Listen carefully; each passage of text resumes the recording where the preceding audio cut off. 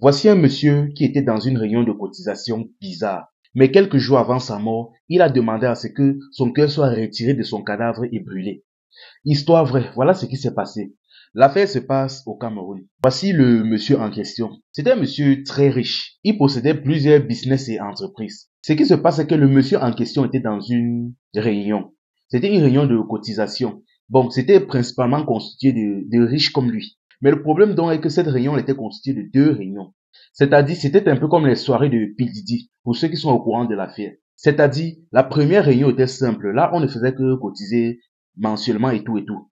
La deuxième réunion maintenant, c'était pour des initiés et autres. Enfin bref, c'était une loge. Mais tout le monde n'était pas encore au courant pour la fête de la deuxième réunion. Ce qui se passe maintenant est qu'un jour, le monsieur en question est tombé dans des difficultés.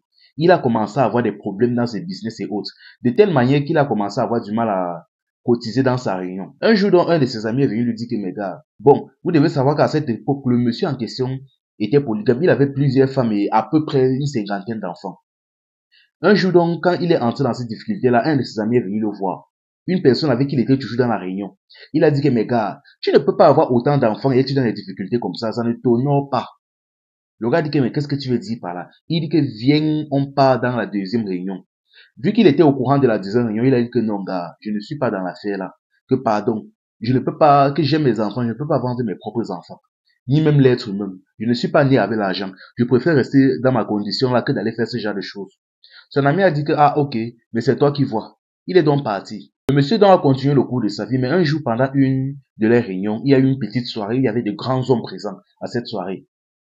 Bon, on ne sait pas trop ce qui s'est passé, mais apparemment, quelqu'un a mis quelque chose dans la boisson du monsieur. Et quand il a bu là, automatiquement, ça l'a initié à quelque chose. Ce qui fait que quand il est rentré de la réunion, il sentait instinctivement, on ne sait pas si c'était spirituel ou quoi, mais il sentait instinctivement que quelque chose n'allait pas. Il est rapidement parti s'asseoir avec sa femme.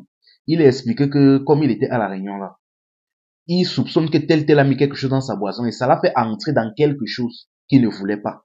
Donc sache seulement que si un jour je meurs ou je disparais d'une manière très étrange, sache que c'est telle personne qui a fini avec moi. Sa femme était aussi choquée. Ah, elle est restée comme ça.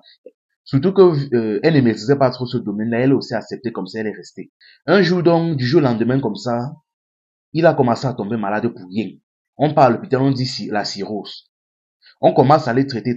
Maintenant, sur son lit d'hôpital, il a instinctivement commencé à sentir la mort venir sur lui.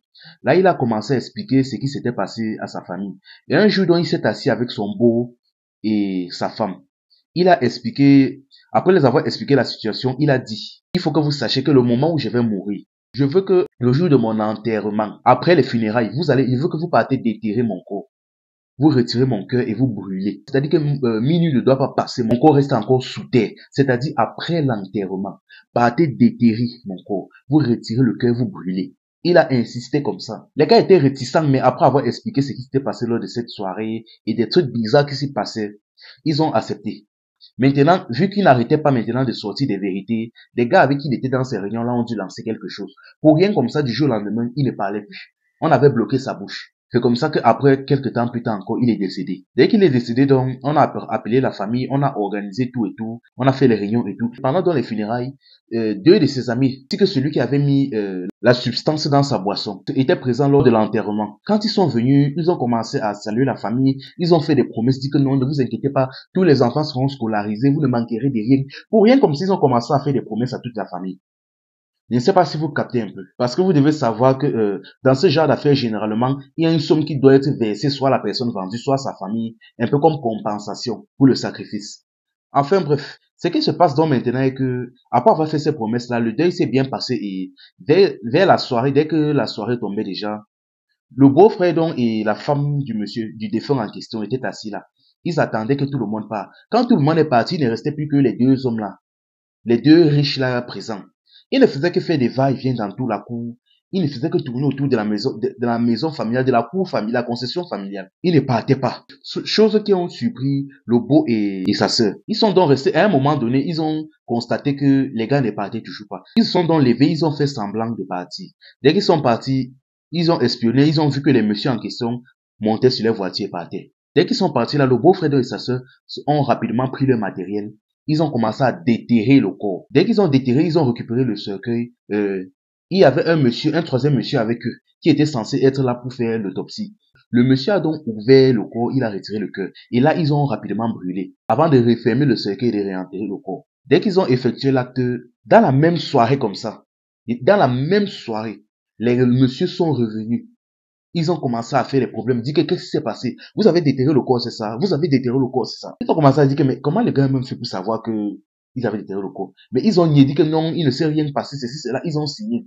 Les gars disent que donc vous avez déterré le corps, donc c'est ça que vous faites. Ils sont montés sur leur voiture, ils sont partis. Et c'est comme ça que du jour au lendemain, on entend que les messieurs ont commencé à faire faillite. Mais ça ne me surprendrait pas qu'on attend dans les jours qui suivent que les messieurs aussi sont décédés. Franchement, la famille, les réunions bizarres dans lesquelles vous entrez là, quand tu es toi-même conscient qu'ils font souvent des choses bizarres, mais tu continues toujours de rester. Au point où on organise des soirées, tu vois des riches, des millionnaires, des milliardaires atterrir dans la soirée là. Jusqu'à là même, ça ne te dit rien. Voilà maintenant, ça pour rien comme ça, on l'a vendu. Enfin bref. Que chacun soit seulement prudent. C'était info et amusement. Ici, on s'informe et on s'amuse. Et pour toute personne ayant besoin d'une publicité ou d'un placement de produit, écrivez-moi par le numéro qui se situe juste ici ou en bio.